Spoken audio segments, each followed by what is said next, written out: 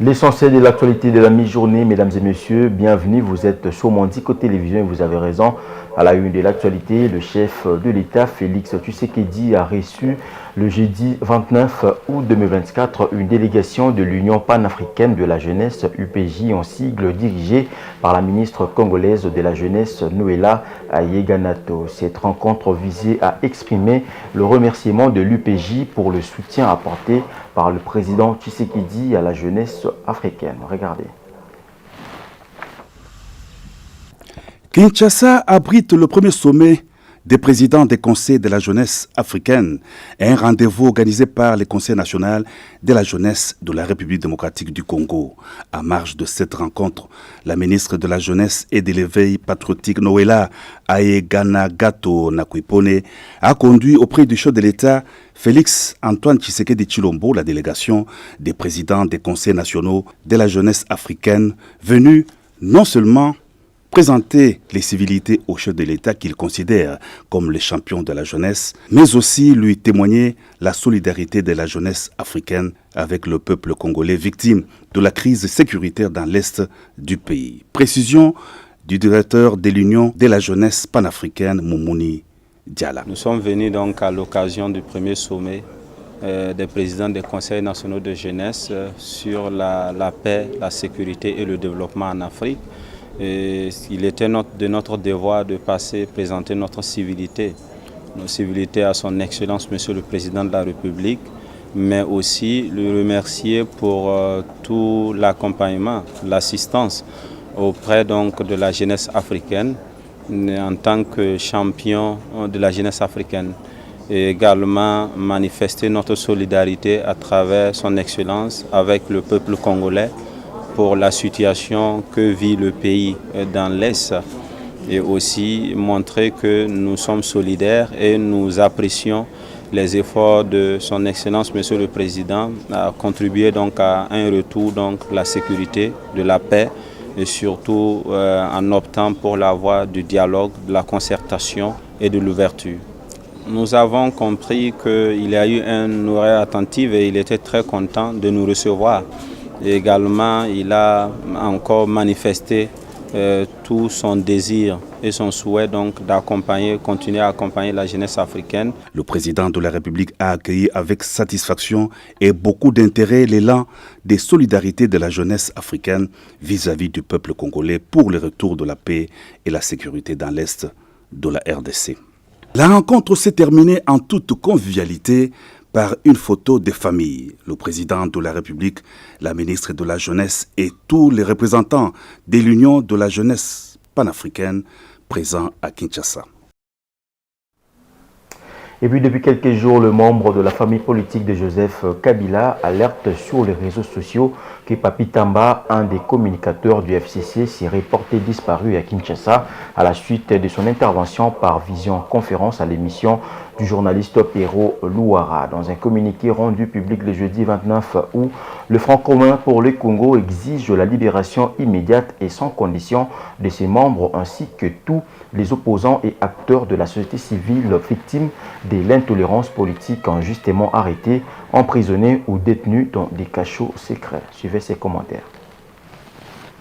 Le Front commun pour le Congo exige la libération immédiate et sans condition de ses membres ainsi que tous les opposants et acteurs de la société civile victimes de l'intolérance politique injustement arrêtés, emprisonnés ou détenus dans des cachots secrets. Dans un communiqué rendu public le jeudi 29 août 2024, la famille politique de Joseph Kabila demande également l'arrêt de la traque de menaces, des poursuites judiciaires et d'autres formes d'intimidation à l'encontre de journalistes, analystes et communicateurs politiques aujourd'hui contraints à la clandestinité ou à l'exil en raison de leurs opinions politiques. Le FCC souligne que faute de le faire, le gouvernement sera tenu responsable de tout drame qui pourrait arriver à ses combattants de la démocratie et à leurs proches. Le FCC en profite pour rappeler au gouvernement qu'il est responsable du respect des droits de l'homme en général et de la liberté d'expression en particulier et qu'il doit donc y veiller en laissant vivre paisiblement les compatriotes qui, en exprimant leur opinion, ne font qu'exercer un droit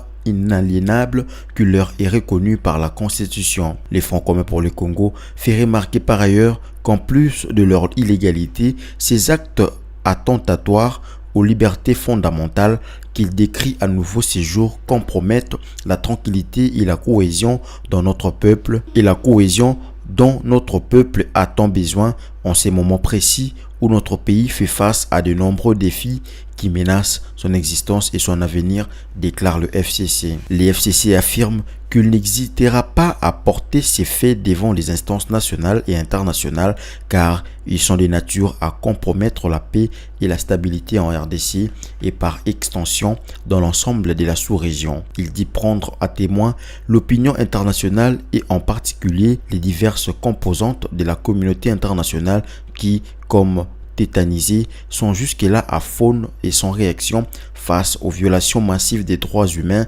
par le pouvoir. Depuis quelques jours, le membre de la famille politique de Joseph Kabila alerte sur les réseaux sociaux que Papi Tamba, un des communicateurs du FCC, s'est reporté disparu à Kinshasa à la suite de son intervention par vision-conférence à l'émission du journaliste Pero Louara. Au cours de son intervention, et se référant aux allégations de Félix Tshisekedi, il a affirmé que si Joseph Kabila est dans l'Alliance Fleuve Congo AFC, eux aussi ses lieutenants font partie de l'AFC. La famille politique de Joseph Kabila n'avait pas pris part aux dernières élections qui ont consacré la réélection de Félix Tshisekedi à la tête de la République démocratique du Congo pour un second mandat. Elle avait appelé à un dialogue pour la mise en place d'une CENI consensuelle et permettre des réformes consensuelles, mais n'avait pas obtenu gain de cause et avait jugé bon de rester en dehors des institutions, estimant que le processus électoral tel que mené avait pour but de maintenir Félix Tshisekedi à la tête du pays.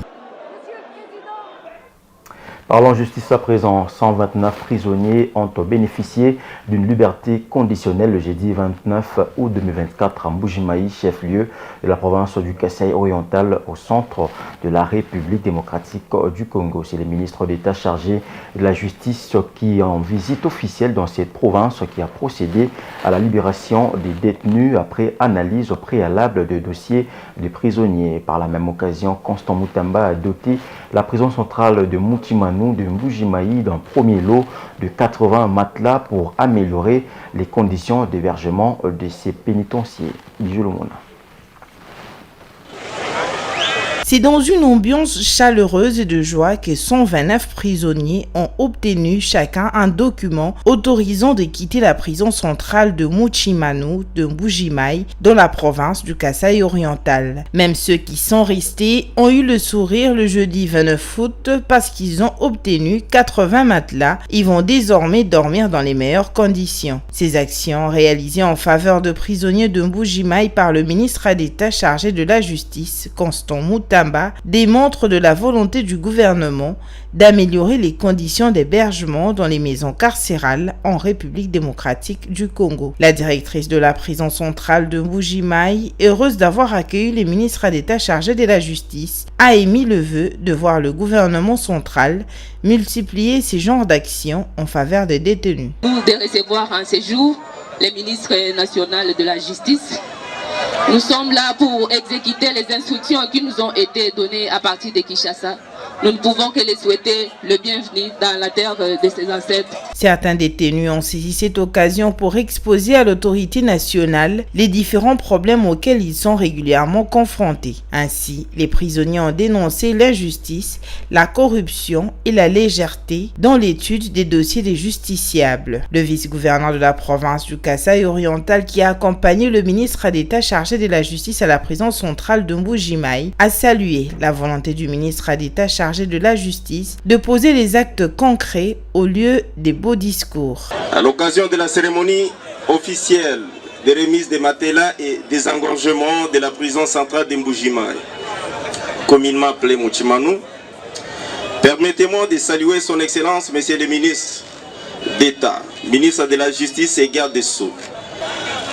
La cérémonie qui nous réunit ce jour a un sens très significatif pour notre gouvernement, qui s'est engagé dès l'entame de notre mandat à mener des plaidoyers au niveau du gouvernement central pour l'amélioration des conditions de vie dans la prison centrale de Mbuji-Mayi d'une part, et pour accélérer son désengorgement D'autre part, construite pour 150 personnes, la prison centrale de Mbuji-Mayi, dont les bâtiments se trouvent dans un état de délabrement avancé, héberge à ce jour plus de 500 détenus. Une promiscuité qui a longtemps exposé les pensionnaires des maisons carcérales à toutes sortes de maladies. La situation de la prison centrale Mochimano de Mbuji-Mayi n'est pas unique, c'est la même situation dans plusieurs prisons de la RDC. Mais depuis quelques mois, le gouvernement de la République démocratique du Congo a décidé de désengorger et améliorer les conditions d'hébergement des prisonniers. La prison centrale de Makala à Kinshasa, à l'ouest du pays, a été la première à bénéficier de la libération des prisonniers et dotations en matelas et d'autres biens pour améliorer les conditions de vie de prisonniers. Ces actions continueront dans d'autres vidéos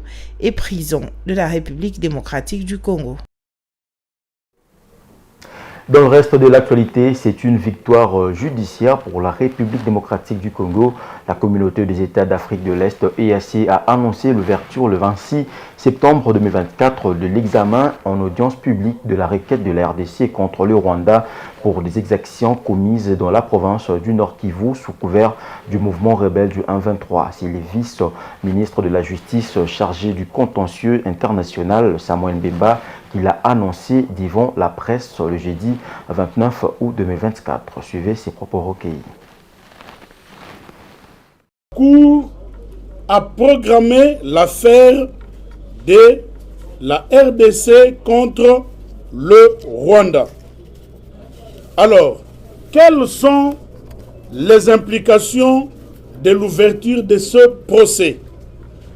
Premièrement, ce procès aboutira à la condamnation du Rwanda pour violation de la souveraineté nationale et de l'intégrité territoriale d'un État membre de l'EAC, à l'occurrence la République démocratique du Congo. Il en est de même des conséquences qui en découlent, dont notamment les atrocités de masse contre les populations civiles ainsi que les violations graves et flagrantes du droit international humanitaire que le Rwanda devra réparer. Donc il y aura une phase de réparation en faveur des victimes. Que j'appelle le peuple congolais de se mobiliser comme un seul homme pour demander à la CPI de ne plus tarder et d'ouvrir les enquêtes devant conduire à la sanction de ceux qui ont commis des crimes qui relèvent de sa compétence en République démocratique du Congo. Ce message que je lance aujourd'hui est un début de campagne.